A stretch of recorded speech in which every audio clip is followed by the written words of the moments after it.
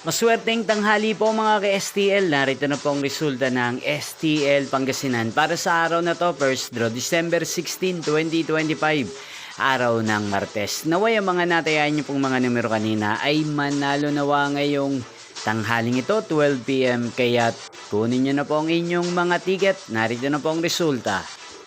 Ang mga numerong nanalo sa STL Pangasinan ngayong tanghaling ito, December 16, 2025. 12 PM first draw result 14 at 30 in exact order. Again, 14 at 30.